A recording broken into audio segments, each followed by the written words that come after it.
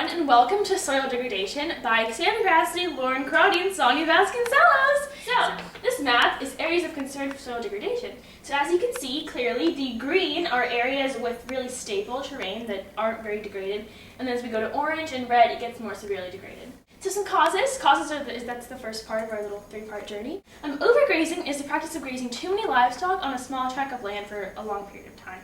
So this results in deterioration of the soil and the decrease in the water quality because you have all these animals basically trampling the soil, and they leave it scarce and leave it more vulnerable to erosion by wind and water. Next one is deforestation, which is when there's a lack of plant cover, which leads to easy erosion of soil.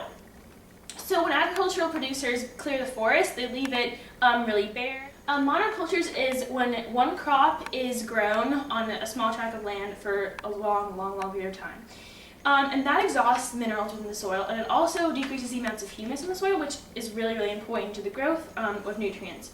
So the soil becomes infertile, and the soil particles are loosened, leaving it more vulnerable again to erosion. The next one is irrigation, which is the practice of artificially watering land to aid the growth of crops. However, this will cause land subsidence, and it also contributes to salinization because water evaporates after the irrigation. So part 2 is the social and economic consequences of soil degradation. So the first part is poverty. And poverty is both a cause and a consequence of soil degradation. So poverty can lead to soil degradation, and then that leads to people exploiting all the resources that remain because they want to get the most out of what they have. Triggers the cycle over and over again.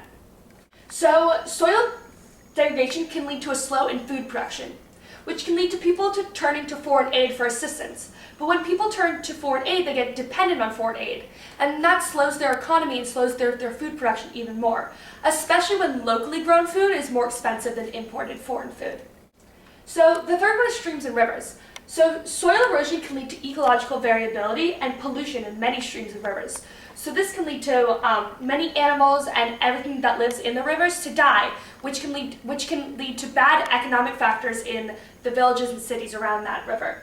And the fourth one is migration. So diminishing soil can lead to the migration of many from rural to urban areas because they want new jobs in cities where agriculture isn't a big influencing factor. So there are many consequences of this migration. One of them is overpopulation or inflated growth, and especially loss of cultural identity. And another migration that occurs is the migration of people outside of the country. Hi, our third part to our section is soil management strategies. So management strategies are extremely beneficial because it increases the soil's nutrients and function to be able to grow more crops in a sustainable environment. So our first one is to enhance the organic matter. So it improves soil structure, enhances water and nutrient holding capability, protects soil from erosion and compaction, supports a healthy community of soil organisms. Avoid excess tillage. So tillage is when you keep making rows and rows over and over again to keep replanting, but the problem with it is by redoing it, there's a higher chance for erosion and other factors which will take away all the nutrients. And it reducing tillage, minimizing the loss of organic matter, and protects the soil surface with plant residue. So management of pests and nutrients effectively. So pests are a major problem throughout the world because we have overused our pesticides. Pesticides are a good way to manage it, but the problem with pesticides are that they will get into our water and they cause eutrophication. Will also create resistant pests, which is really bad. So the whole point of managing pests and nutrients efficiently is to So use things like polycultures to combat certain pests, but also use pesticides. So you use a mixture of both to protect your plants. And then to prevent soil compaction. So compaction reduces the amount of air, water, and space available to the roots and soil of organisms.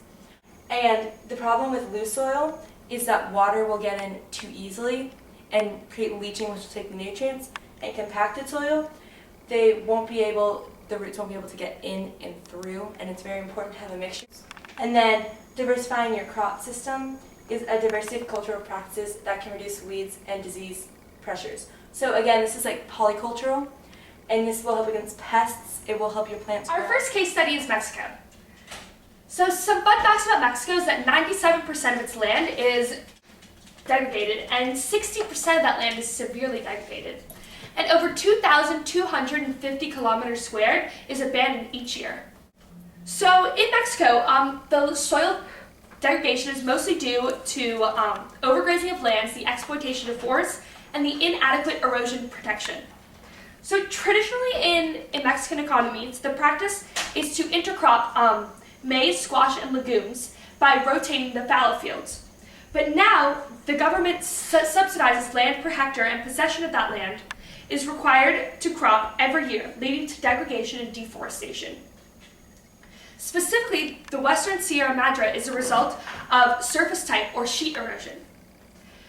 So this grassland system is now replaced by shrub, which doesn't hold any fertile soil and have contributed greatly to severe changes in the landscape. So a second case study that we've done is for Haiti. As we all know, Haiti is a very underdeveloped country, and a part of that can be attributed to the fact that it was colonized by the Spanish and the French, and they really hindered the soil and the further soil progression of Haiti. So when Haiti was being colonized, there was a lot of cutting the forest in order to grow cash crops like coffee, indigo, and tobacco, and that really had an effect because it was repeating the soil year after year, and that was really depleting the nutrients in the soil, and now Haiti's basically left with nothing. So less than 4% of Haiti's forests remain, and the remaining soil that is left is bedrock, which isn't very useful at all.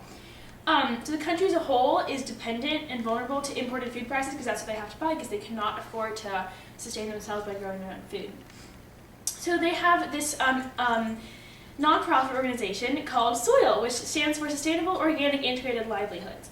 So what they basically do is they create toilets that remove waste from these tent camps where the underdeveloped Haitians live, and they use that solid waste along with a byproduct of sugarcane to yield as compost, which is a lot of nutrients and can be really very valuable for nourishing the soil in Haiti so it can be used to grow their own food in the future. This organization holds agricultural and reforestation projects. They also sell the compost to local farmers and other NGOs in Haiti. So that builds up the soil and the economy and nourishes the roots to promote further soil development. Okay, our last and final case study is Scotland. And Scotland is an example of a country that is using management strategies correctly to help stop the degradation of their soil. 75% of Scotland's lands are used for agricultural production, which includes crops being grown and animals being raised for food productions. They also have high concentrations of organic carbons within their soil. So what Scotland has learned to do is for 7 years they will have grass be grown and let their animals graze on it, and then for a 3 to 4 year period after those 7 years they will plant chicory. Then about at 3-4 years they will tillage the chicory back into soil to replenish the nutrients.